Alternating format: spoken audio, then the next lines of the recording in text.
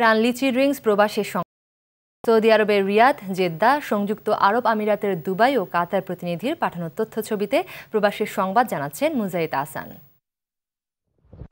Saudi আরবে অবস্থানরত বাংলাদেশি ডাক্তারদের অনলাইন ভিত্তিক group BD doctors in KS এর দ্বিতীয় বর্ষপূর্তি উপলক্ষে জেদ্দার স্থানীয় এক কনফারেন্স হলে সংবাদ সম্মেলনের আয়োজন করা হয়। এতে মূল প্রবন্ধ উপস্থাপন করেন গ্রুপের অন্যতম কোর মেম্বার ডাক্তার আব্দুল হাদি। আসছে 16, 17 ও 18 ফেব্রুয়ারি জেদ্দার নর্থ আবুর সমুদ্র সৈকত সংলগ্ন একটি রিসোর্টে ক্যাম্পেইনের ঘোষণা দেন core member chief of Jeddah organisation doctor Samiul Haque. অনুষ্ঠানের মডারেটর ছিলেন core member doctor M A Yusuf Bhuiyan.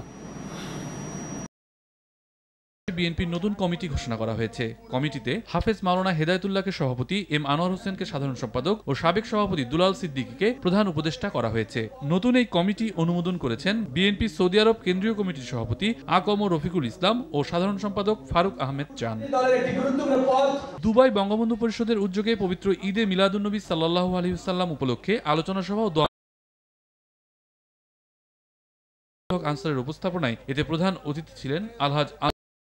বিশেষ অতিথির বক্তব্য রাখেন ইসমাইল গনি চৌধুরী, সাইফুদ্দিন আহমেদ, আলহাজ আজম খান সহ অনেকে।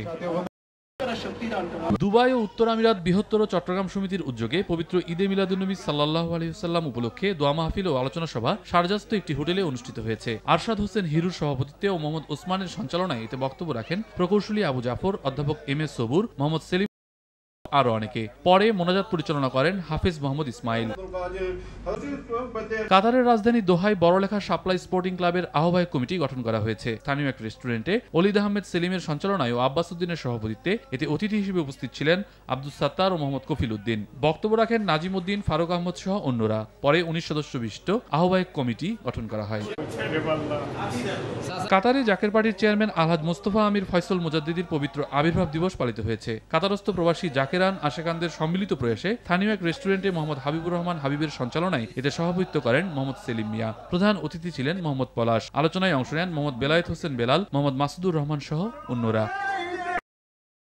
মুজাহিদ আহসান, RTV।